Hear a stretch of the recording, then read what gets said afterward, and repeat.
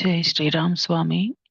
స్వామి, ఈ అవిద్య, ఈ మాయ ఇదంతా స్వామి సమక్షంలో బాగా తెలుస్తుంది స్వామి. లేని దాన్ని ఉందన్నట్టుగా కనబడుతుంది అని. కానీ ఈ సత్సంగం అయిపోగానే మళ్ళీ మామూలయిపోతుంది స్వామి. ఇది నిలబడడానికి ఏం చేయాలి స్వామి? ఇదేనమ్మా ఇప్పుడు మనం నిత్యం చెప్పుకుంటున్నదే. ఇప్పుడు గిరిధారి చెప్పిందే. సద్గురువుని ఆశ్రయించి మార్గానికి నిన్ను అంకితం చేసుకోవడం అంటే ఇప్పుడు అకస్మాత్తుగా రైల్లోంచి రాంగ్ రూట్ లో వెళ్తున్నాం, వేరే ట్రైన్ ఎక్కి అనుకున్నప్పుడు ఎగిరి దూకలేం కదా. అదేదో ఒక స్టేషన్ లో ఆగుతుంది. ఆగినప్పుడు దిగి అక్కడి నుంచి మనం వెళ్ళవలసిన వైపుకి ప్రయాణం మొదలెట్టాలి.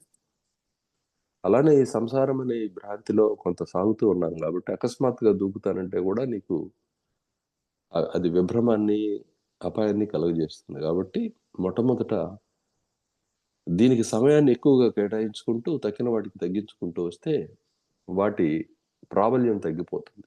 ఏది సంసార ప్రాబల్యం అనేది తగ్గిపోతుంది. తగ్గిపోయి పూర్ణంగా ఇదే నా పని కదా అని స్పష్టంగా స్ఫురిస్తూ ఉంటుంది. అపరాధ భావన లేని స్థితి కలుగుతుంది. ఏంటి అపరాధ భావన అంటే, ఉదాహరణకి నీ స్థితినే తీసుకో. వసుంధర, ఇక ఈ పనిలో ఉంటూ నువ్వు మిగతా పట్టించుకోకు మాకంటే, మా ఆయన సంగతి ఏంటి, మా పిల్లల సంగతి ఏమిటి, కాదు మొండికి తెగించి తెంపు చేసి ఇప్పుడు ఈ పనిలో ఉంటానని చెప్పి ఉన్నా సరే నీలో ఒక అపరాధ భావన ఉంటుంది. వాళ్ళకి అన్యాయం చేశానేమో అనే ఒక భావన ఉంటుంది కదా. అది ఎందువల్ల వస్తుంది? వాళ్ళు ఉన్నారని చెప్పి నీకు ఇప్పుడు అనిపిస్తున్నది కాబట్టి వస్తుంది. కాబట్టి ముందు దీనికి సమయాన్ని కేటాయిస్తూ, ఇప్పుడు కనబడుతున్న జీవితం అంతా కూడా కరిగిపోతూ ఉన్నదే. ఎప్పుడు ఏది పర్మనెంట్ గా లేదు, శాశ్వతంగా కనబడడం లేదు. దీన్ని వాస్తవం అని నమ్ముకోవటం వల్ల చాలా బాధలు పడుతూ ఉంది మనస్సు. ఆత్మ అనే విషయాన్ని గుర్తించి క్రమంగా దీని వైపుకి సమయాన్ని పెంచుకుంటూ పోయి దాన్ని దక్కించుకుంటూ పోతే నీలో సంసార వాసన నశిస్తుంది. మొట్టమొదట నీలో సంసార వాసన నశించడమే సంసారం పోవటం తప్ప సంసారం వాస్తవానికి లేదు. అర్థమైంది నన్ను? అర్థమైంది స్వామి. అలానే ఇప్పుడు మరి నీకు ఇప్పుడు అత్యంత ఇష్టలైన నీ బంధువర్గం ఏదైతే ఉందో, లేతే స్నేహవర్గం, ఈ లోకం అదంతా వాళ్ళ ప్రయోజనం కోసమే వర్తిస్తున్నాయి. చూసుకో కావాలంటే. నీ పిల్లల్నే తీసుకో, మీ ఆయన్నే తీసుకో, మీ అమ్మని తీసుకో, నాన్నని తీసుకో. ఎవరికి వాళ్ళు వాళ్ళ గురించి మాట్లాడుతున్నారు. వాళ్ళకి ఇది కావాలని చెబుతున్నారు. వాళ్ళకి ఇది కావాలి కాబట్టి నీతోటి సామరస్యము, లేకపోతే విరసము. అర్థమవుతుందా? మనుషుల మధ్యలో స్నేహాలు, శత్రుత్వాలు ఎలా ఏర్పడుతున్నాయి? వాళ్ళ బాటలను బట్టి, అవసరాలను బట్టి ఏర్పడుతున్నాయి. వేరే కారణం ఏముంది? అర్థమవుతుంది కదా. ఈ విషయాలన్నీ స్పష్టంగా నీ దృష్టికి రావటం మొదలవటం తోటే నీకు ఒక ఏవగింపు కలుగుతుంది. ఏంటి? సంసారం మీద ఏవగింపు కాదు, అది అసలు లేదు. లేని దాని మీద ఏవగింపు ఎందుకు? సంసారం ఉందనే దృష్టి మీద ఏవగింపు కలుగుతుంది. అర్థమవుతుందమ్మా? అప్పుడు నువ్వు ఆ దృష్టిని ఇప్పుడు రాముల వారు కనుక చెప్తున్నట్లుగా దాన్ని ఎలా చేయాలి ఏమిటంటే, సద్గురు సాంగత్యము,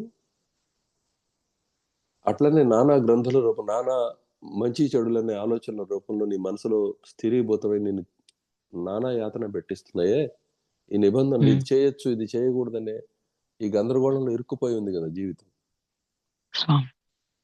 వాటన్నిటి నుంచి బయటపడుతుందా మనస్సు. సర్వము తన స్వరూపం అనే విషయం అర్థమవుతుంది. అర్థమవటంతో ఇంకా అప్పుడు అపరాధ భావం లేదు, పవిత్రత అపవిత్రత లేదు, అన్యుడే లేడు, ఆత్మ తప్ప. ఉంటే నువ్వు, లేకపోతే నువ్వు నీ స్వామి, అంతే. అర్థమైంది కదా? అర్థమైంది. ఇది తత్వం. దీనికి ఏమిటంటే తొందరపడకూడదు, అలానే వదిలిపెట్టకూడదు, పని మానకూడదు. దీనికి మరీ ఆతుర పడితే కూడా పని కాదు. అర్థమైందా? ఉద్విగ్నత లేకుండా పని పూర్తి చేయాలి దీన్ని. ఇప్పుడు సహజంగా ఎవరినైనా మోసం చేయదలుచుకున్నప్పుడు వాళ్ళని ఉద్వేగంలోకి నెట్టి మోసం చేస్తారు. తెలుసు కదా నీకు, ఉమ్, వినుండు ఉమ్, సహజంగా. స్వామి. అంటే నీకు ఒక గొప్ప ఆశనో లేకపోతే భయాన్నో మరొక దేన్నో ఒక భావాన్ని కలగజేసి నిన్ను వశపరుచుకుంటారు. ఉమ్, అంటే నిన్నంటే నీ ఆలోచనని, నీ మనసుని. స్వామి. ఉమ్, ఇక్కడ ఈ శాస్త్రం ఏం చెప్తూ ఉన్నది, ఉద్వేగం అసలు పనికిరాదు అని చెప్తున్నది. ఇష్టం ఉమ్, కావాలి ఇక్కడ, కానీ ఉద్వేగం పనికిరాదు. ఉమ్, సో ఏం చేయాలి అప్పుడు? కూల్గా ఇప్పుడు రోజు ఉదయం పూట ఒక గంట, ఆ తర్వాత మధ్య మధ్యలో ఇది వింటూ కాసేపు గడుపుతున్నావు కదా, ఇది గడుపుతూ ఉండు. నీ పనులను ఉమ్, యథావిధిగా ఇప్పుడు జరుగుతున్న జీవితాన్ని జరగని క్రమంగా వాటి యందు నువ్వు తీసుకుంటున్న నిర్ణయాల్లో మార్పులు నువ్వు చూస్తావు. అంతకుముందు ఒక రకంగా ఆలోచన చేస్తూ అది ఇప్పటికే అనుభవానికి వచ్చి ఉంటుంది నీకు. అవును స్వామి. అలా కనపడుతూ చివరికి దీని గురించి అంత ఆలోచించడానికి ఏముంది, ఎవరి ఇష్ట ప్రకారం వాళ్ళని నడవనిద్దామని చెప్పి అనే ఆలోచన నీకు కలుగుతుంది. అంటే నీకు ఉమ్, ఎవరెవరి మీద ఆశలు ఉన్నాయో, నీ మీద ఎవరెవరికి ఆశలు ఉన్నాయో అటు విషయాల్లో అర్థమైందా, నీ పనిలో మాత్రం నువ్వు ఉంటావు. స్వామి. క్లియర్? ఉమ్, ఇలా క్లియర్ స్వామి. పని పూర్తవుతుంది అనమాట.